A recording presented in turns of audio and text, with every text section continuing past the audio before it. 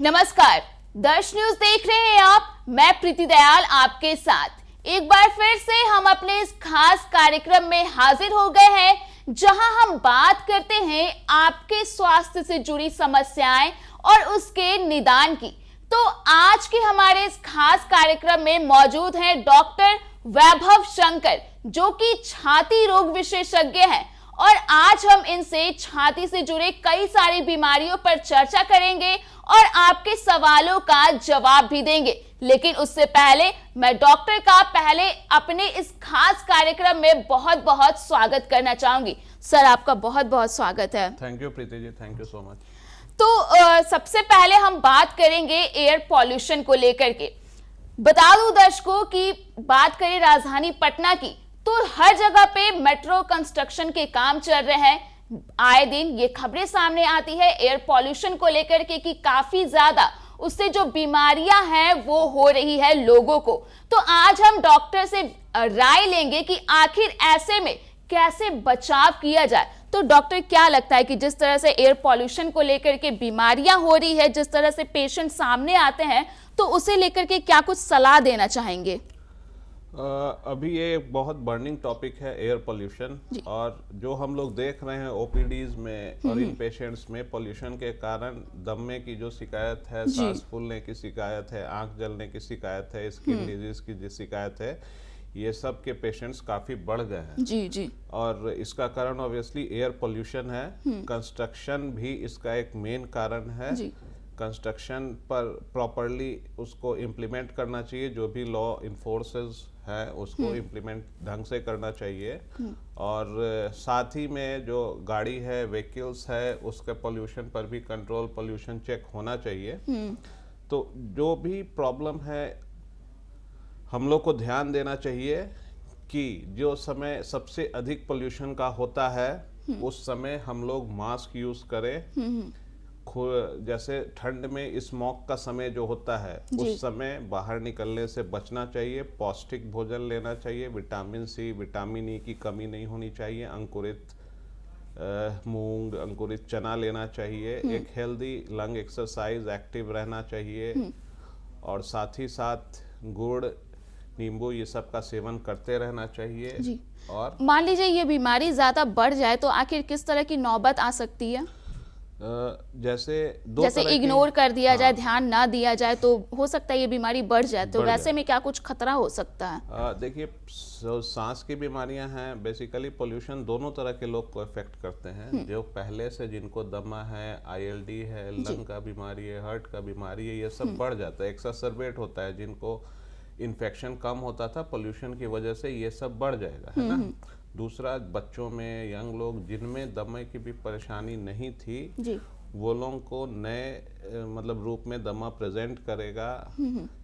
और सबसे पहली शिकायत तो सांस फूलने की ही आएगी। सांस फूलना, खांसी, बलगम आना, और बढ़ जाएगा तो बुखार भी होना। कई बार ज़्यादा बढ़ जाता है तो ऑक्सीजन भी लगने की नौबत आ जाती है। हम लोग को अपने ये पता होना चाहिए कि ये सब सिम्टम आए तो जल्द से जल्द डॉक्टर से मिले और इसका उपचार कराएं। और खुद से मास्क का ज़्यादा से ज़्यादा प्रयोग करें। पोल्यूशन वाला जगह पर, जैसे रोड है, यहाँ पर टहलने से हम लोग को बचना चाहिए। पार्क वार्क है, वहीं पर टहलना चाहिए।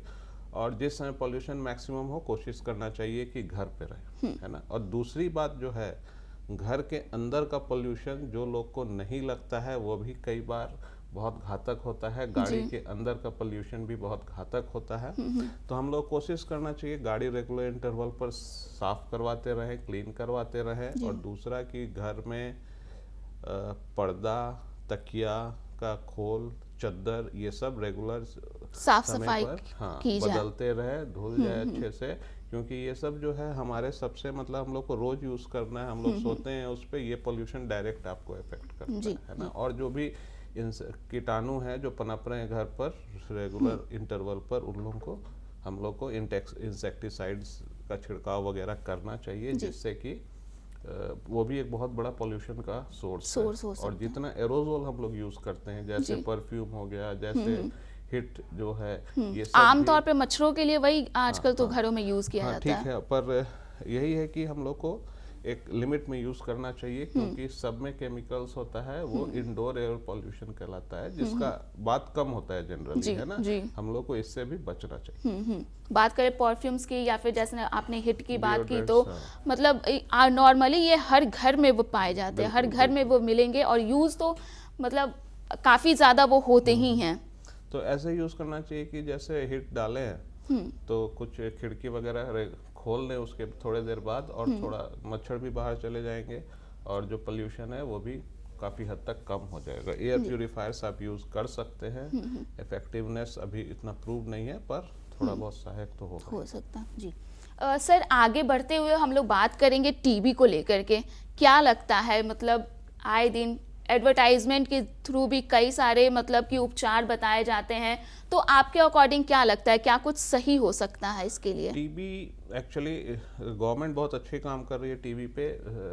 जो पेशेंट्स हैं उन लोगों के लिए फ्री का जांच, महंगा वाला जांच भी फ्री में है, जिसको हम लोग सीबी नेट कहते हैं। दवाई फ्री में है, दवाई लेने के लिए प्रोत्साहित कर रही है पेशेंट्स को, कुछ मॉनिटरी सपोर्ट भी कर रही है पर मंथ। पर जरूरी ये है, और काफ़ी कंट्रोल करने का कोशिश कर रहा है, पर टीबी के पेशेंट्स अभी भी काफ़ी मात्रा में दिखते हैं। हम लोग को जानना है कि टीबी का लक्षण क्या कुछ हो सकता है, और अगर आपको लक्षण पता होगा, जितना पहले डॉक्टर से मिले उतनी अच्छी बात होती है ना। दवाई समय पर शुरू हो जाए, फिर ये खराब वाली टीबी जिसको MDR टीबी कहते हैं, उससे होने से बच सकेंगे। और अगर है भी तो शुरुआत में पता चल जाएगा तो जल्द से जल्द इलाज शुरू हो जाएगा, तो उपचार का संभावना बढ़ जाता है ना। अब इसमें कहा जाता है कि दवा बीच में ना छोड़ी जाए, मतलब जिसका वो जो ड्यूरेशन रहता है उसको कंप्लीट करना जरूरी हो जाता है, ऐसा क्यों? ये पहले तो मैं बताऊंगा कि सिम्टम्स क्या है टीबी का, है ना। सिम्टम्स जो है, बुखार आना, खांसी होना, 2 हफ्ते से अधिक खांसी कोई भी टीबी हो सकती है, वजन कम होना, भूख ना लगना, ये सब लक्षण है टीबी का। वजन कम होना कैसे हो सकता है? वजन, वेट कम होना, भूख नहीं लगती है, हम तो सैटिस्फैक्टरी सेंटर मतलब ऑलरेडी कम काम करता है, भूख नहीं लगती है, तो उस वजह से वजन कम होता है। दूसरी बात है कि कीटाणु जो है आपके देह में, आपके बॉडी में पोषण जो है, समझिए एक तरह से जी, वो ही पोषण ले रहे हैं, तो आपके शरीर को पोषण नहीं मिल रहा है। और टीबी बीमारी ही लो इम्यूनिटी की है। जो लोग कम खाते हैं, कम पीते हैं, उनमें टीबी ज्यादा। आपकी इम्यूनिटी जहाँ लो हुआ है, एक टग ऑफ वॉर है between the bacteria and your body, जहाँ आपकी इम्यूनिटी कम हो, टीबी एक्टिवेट हो जाएगा। और जो अभी आप क्वेश्चन पूछी कि टीबी क्यों नहीं छोड़ना, दवा बीच में वो नहीं छोड़नी चाहिए। टीबी एक ऐसा बैक्टीरिया है जो इनएक्टिवेट होकर आपके शरीर में पड़ा रहता है ना। अच्छा। दवाई शुरू करने पर महीने 2 महीने में आराम मिल जाता है, पर जो गवर्नमेंट का गाइडलाइन है, कम से कम नॉर्मल टीबी में 6 महीने और MDR टीबी में 18 महीने। ठीक तो 1 महीना 1.5 महीने में हो जाएगा, पर वो कीटाणु चुपचाप सोया रहता है, और जैसे ही आप दवाई छोड़िएगा दोबारा से एक्टिवेट हो सकता है ना। अच्छा, वो बीच में छोड़ा जाए तो वो फिर से कीटाणु एक्टिवेट हो जाएगा, हो सकता है ना। और दूसरी बात है कि एक कॉम्बिनेशन ऑफ मेडिसिन जो गवर्नमेंट ऑफ इंडिया WHO बनाई है, एक फिक्स्ड रेजिमेन है जो सबको, डॉक्टर्स को भी फॉलो करना होता है। हम अपने अपने मन से कोई दवाई नहीं दे सकते, जो रेजिमेन है वही सबको फॉलो करना है। गवर्नमेंट दवाई देती है, और time to time regular checkup कराते रहना चाहिए जब तक कि दवाई खत्म नहीं हो जाए। दवाई खत्म होने के बाद भी नज़र बनाए रखना चाहिए, और ज़रूरत हो तो डॉक्टर से मिल लेना चाहिए। सर, इसके अलावा एक सवाल और था कि अगर सीने में दर्द हो तो आमतौर पे माना जाता है या तो हार्ट अटैक, दूसरा गैस की वजह से। क्या इसके अलावे भी और कुछ लक्षण हो सकते हैं, कुछ संकेत हो सकते हैं कि कोई और बीमारी हो सकती है? बिल्कुल।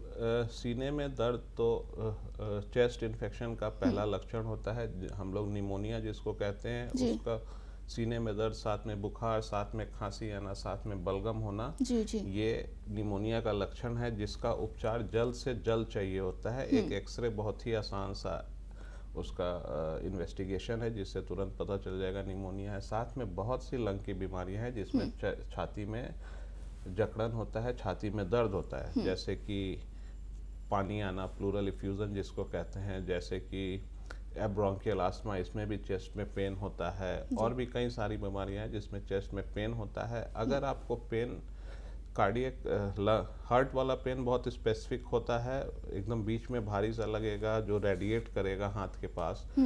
और अगर ये लंग्स की वजह से है तो आपको ध्यान देना है, खांसी होगा, बलगम होगा, बुखार होगा। जी। लंग्स में ये ध्यान देना है। सूखी खांसी भी हो सकती है, बलगम वाली खांसी भी हो सकती है ना।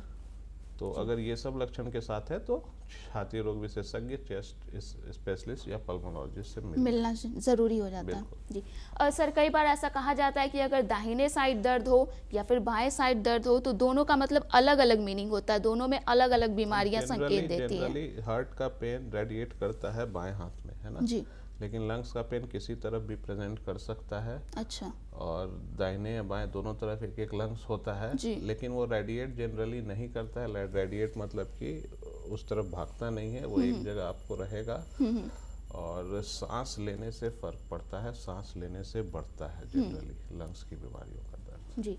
और सर जब आपसे ये जो है डॉक्टर पर छोड़ दीजिए। चेस्ट पेन हो तो जल्द से जल्द किसी भी डॉक्टर के पास जाएंगे तो वो ये डिफरेंशिएट आराम से कर सकते हैं कि हार्ट का पेन है कि लंग्स का पेन है ना। और दूसरा उम्र भी एक चीज होता है, जैसे अब जनरली यंग एज में हार्ट का प्रॉब्लम कम होता है ना। जी। बच्चों में दमा ज्यादा होता है ना। ओल्ड एज में दोनों चीज होता है, लेकिन हार्ट अटैक की संभावना बढ़ जाती है। जी।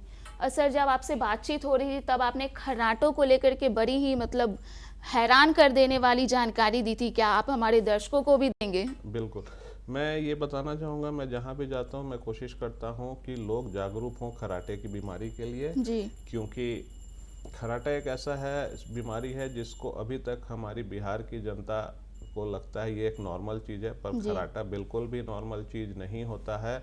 और ये सारी बीमारियों को बढ़ाता है, सारी बीमारियों को बढ़ाता है। इसका मतलब है कि आपका बीपी, शुगर, हार्ट प्रॉब्लम सब बढ़ा रहेगा जब तक आप खर्राटे को कंट्रोल नहीं कीजिएगा। क्योंकि खर्राटा जो है आपको रात में सोने नहीं देता है, तो उससे हमारा ऑर्गन्स रात भर काम ही करता रहता है ना, कभी रेस्ट नहीं मिल पाता है। ये एक बहुत गंभीर समस्या है जिसको लोग को जानना चाहिए कि अगर खर्राटा आ रहा है ये नॉर्मल नहीं है, जल्द से जल्द डॉक्टर से मिले। दूसरा कि आपकी एफिशिएंसी वो कम करता है। जो रात में खर्राटे लेते हैं दिन भर नींद आता है, वो काम नहीं कर पाते हैं, एफिशिएंसी कम हो जाती है, सोते रहते हैं। दूसरा ये भी है कि इससे एक्सीडेंट वगैरह का रिस्क बढ़ता है। क्योंकि गाड़ी चलाने के समय नींद आ जाती है लोग को, उससे एक्सीडेंट बढ़ता है, ये प्रूवन फैक्ट है। तो इसको कंट्रोल कैसे किया जा सकता है? इसको कंट्रोल किया जा सकता है, जो कॉमन चीज़ है, आप वजन अपना कम करें, खाने में तेलीय पदार्थ ये सब कम करें, फैट कम करें। और दूसरी बात है कि रेगुलर एक्सरसाइज करें, 40 मिनट्स वॉक करें, डॉक्टर से मिले। ये बहुत ही आराम से कंट्रोलेबल डिजीज़ है, तो डॉक्टर से मिले, चेस्ट स्पेशलिस्ट से मिले। खर्राटे की बीमारी बहुत आराम से ट्रीट हो सकती है ना। आप एक नॉर्मल लाइफ जी सकते हैं। इनफैक्ट ट्रीटमेंट के बाद पेशेंट्स बहुत अच्छा फील करते हैं और ट्रीटमेंट कंटिन्यू करते हैं। बिहार में भी, है ना, दिल्ली वगैरह में लोग जानते हैं इस चीज़ को, बिहार में हम लोग को बताना है इस चीज़ को। जी, मैंने खुद पहली बार, मतलब बहुत पहली ही बार कहा जाए तो मैंने सुना है कि खर्राटा इतना भी ज़्यादा मतलब खतरनाक हो सकता है ये चीज़। सर लेकिन आखिर में आप दर्शकों को क्या कुछ टिप्स देना चाहिएगा डेली लाइफस्टाइल को लेकर के कि कैसे उनका सीना मतलब जो है चुस्त और तंदुरुस्त रह सके?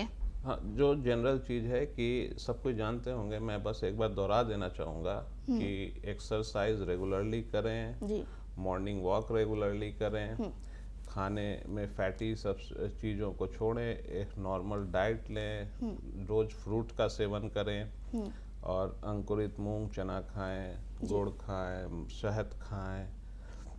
इन सब चीज़ों से हमारा वजन कम रखें, चाय कॉफ़ी थोड़ा कम करें, चीनी कम करें, है ना।